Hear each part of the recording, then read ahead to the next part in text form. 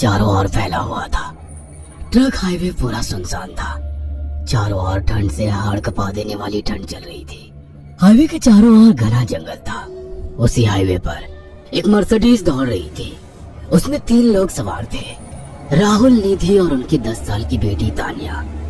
राहुल अपने दोस्त सैफ के घर ईद की पार्टी में शामिल होने के लिए गया था और पार्टी करके घर लौट रहा था।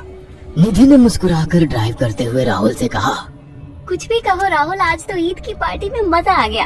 हाँ, मेरा दोस्त बहुत ही बिंदास और हंसी मजाक करने वाला व्यक्ति है। मैंने देखा उसके घर पर शहर की एक से एक बड़ी हस्ती थी, मगर फिर भी वो उन सबको इग्नोर करके हमें इम्पोर्टेंस दे रहा था। हाँ, देगा क्यों नहीं, आखिर मेरा दोस्त जो है। सच में राहुल, अमेरिका से इंडिया लौटकर बहुत अच्छा फील हो रहा है। वैसे तुम्हारा दोस्त सचिन अभी तक नहीं आया अमेरिका से? निधि की बात सुनकर राहुल चौंक कर बोला, ओह शिट यार, उसका फोन आया था कि वो इंडिया आ रहा है। उसने बोला था कि मुझे एयरपोर्ट पर पिक कर ले। निधि बहुत नाराज होगा वो। कोई बात नहीं, उससे बोल देना कि तुम्हें बिल्कुल याद नहीं रहा, और फिर तुम्हें सैफ की इनवाइट की हुई ईद पार्टी में भी तो शामिल होना था। निधि ने इतना बोला ही था कि उसकी बेटी तानिया ने अपनी माँ की ओर देखकर कहा, मुझे भूख लगी है माँ, और प्यास भी। तानिया की बात पर निधि ने बुरा सा मुंह बनाकर उसकी ओर देखकर कहा, पार्टी में तो इतना खाया था तुमने, फिर भी भूख लगी है। निधि की बात पर तानिया ने मासूम सा चेहरा बनाकर कहा, कोई बात नहीं मम्मी, मुझे पानी ही पिला दीजिए। कितनी बार बोला है मुझे मम्मी मत बोला करो। पानी अभी नहीं है, आगे जाकर कोई शॉप पड़ेगी तो बोतल खरीद के दे दूंगी। निधि की बात पर राहुल ने मुस्कुराकर कहा, छोटी बच्ची है निधि, इतना नाराज होना सही नहीं है। राहुल ने इतना कहा ही था कि अचानक एक काली परछाई राहुल की कार के सामने आकर खड़ी हो गई। राहुल के पैर अचानक ब्रेक पर पड़ गए। गाड़ी तेज रफ्तार में थी। ब्रेक अचानक लगने से पलटते पलटते बाल बाल बची थी। राहुल के चेहरे पर भयानक ठंडी में भी पसीने के बूंद टपकने लगी। वो दोनों कार से बाहर निकल आए। निधि ने डरते हुए कहा, आखिर कौन था ये? ऐसा लगा जैसे कि कोई भयानक काली परछाई मेरे कार के सामने आकर खड़ी हो गई हो। वो दोनों काली रात के सन्नाटे में इधर उधर देखने लगे। तभी निधि को एक घने पेड़ के पास तो चमकीली हुई आंखें दिखाई दी। उसकी आंखें बिल्कुल भेड़ियों की तरह लग रही थी। निधि ने चीखते हुए राहुल से कहा, राहुल देखो कौन है वो, जल्दी से गाड़ी में बैठो, मुझे बहुत डर लग रहा है। राहुल ने उस तरफ देखा तो उसके रोंगटे खड़े हो गए। वो दोनों गाड़ी के अंदर बैठने वाले थे कि अचानक एक अजीब सा चेहरा वाला भयानक सा आदमी बिजली की रफ्तार से उनके सामने आकर खड़ा हो गया। राहुल ने देखा कि उसका चेहरा बिल्कुल सड़ा हुआ था और उसकी आंखें भेड़िए की तरह चमक रही थी। उसके लंबे लंबे बाल उसके कंधे तक आ रहे थे और उसके दांत भेड़िए की तरह बाहर की ओर निकल रहे थे। हाथों की जगह नुकीले पंजे थे। राहुल को देखकर अजीब से अंदाज में हंसने लगा, मगर जैसे ही राहुल की नजर उसके कपड़ों पर गई, राहुल की आंखें फटी की फटी रह गई। वो हकलाते हुए बोला, भाईजान, भाईजान, मुझे माफ कर दो, मुझे छोड़ दो। राहुल ने इतना कहा ही था कि अचानक उस अजीब से देखने वाले भयानक आदमी ने अपने पंजों से राहुल की गर्दन कसकर पकड़ ली और एक ही सेकंड में उखाड़ कर जमीन पर फेंक दी। राहुल के धड़ से लाल रंग का खून का फुहारा फूट पड़ा। इस भयानक मंजर को देखकर निधि के गले से एक जोरदार चीख निकल गई। निधि इससे पहले भागती कि अचानक उस भयानक दिखने वाले आदमी ने निधि को पकड़ लिया और अपने नुकीले पंजे उसके पेट में गड़ा दिए और उसकी हथेलियां बाहर निकाल दी। निधि की एक दिल दहला देने वाली चीख सन्नाटे को चीर गई। अचानक हवा का एक बवंडर उठा और वो भयानक सा दिखने वाला व्यक्ति देखते ही देखते बवंडर के साथ गायब हो गया। तानिया ने डरते डरते निधि के मोबाइल से पुलिस और सैफ को बुला लिया और कुछ ही देर में वहां चारों ओर पुलिस की गाड़ियां थी। पुलिस ने राहुल के दोनों दोस्त सैफ और सचिन को वहीं बुला लिया।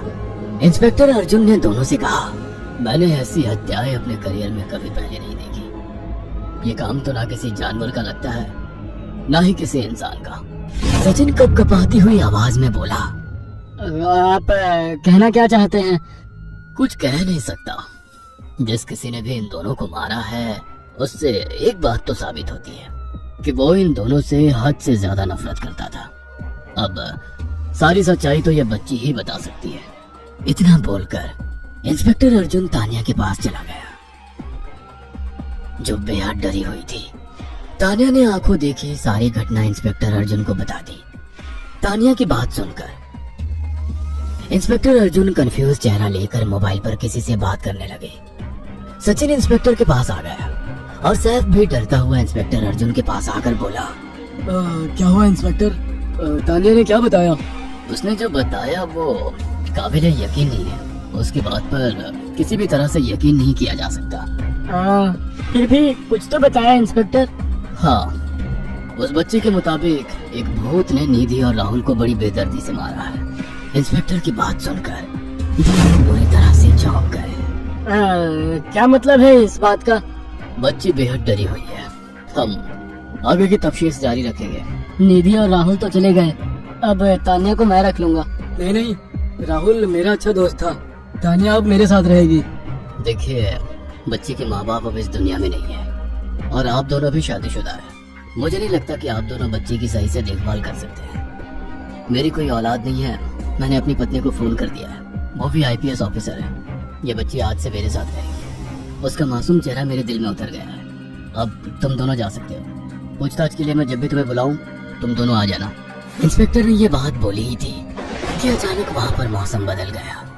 चारों ओर काली घटाएं छा गई और एक भयानक बवंडर उठा और देखते ही देखते सब पुलिस वालों के सामने वो भयानक चेहरे वाला आकार सबके सामने खड़ा हो गया। उसको देखकर सबके रोंगटे खड़े हो गए। देखते ही देखते उसने अपने भयानक पंजे सैफ की आंखों में डालकर उसकी आंखें निकाल ली। सैफ ने चीखते हुए वहीं दम तोड़ दिया।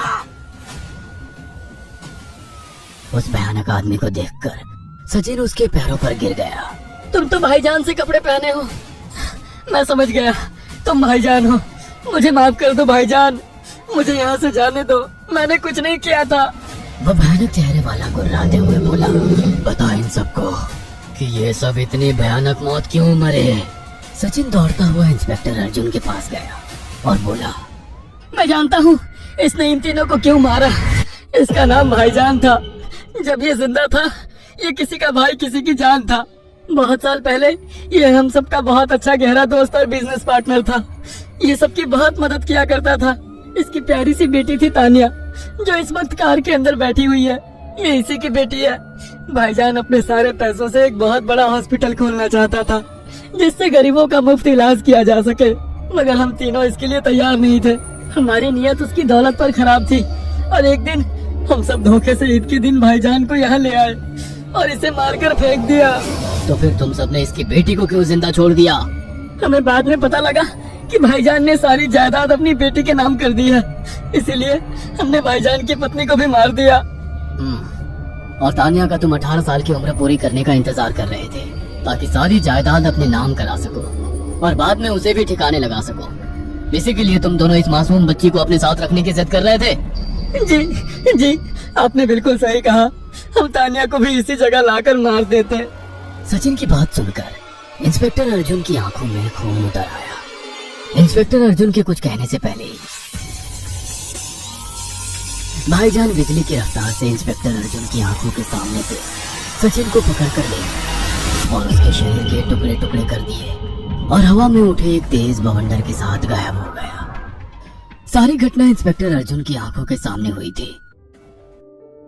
तानिया को इंस्पेक्टर अर्जुन और उसकी पत्नी ने अपनी बेटी की तरह पाला। अगर आपको हमारी ये कहानी पसंद आई हो तो इसे लाइक और शेयर करना ना भूलें।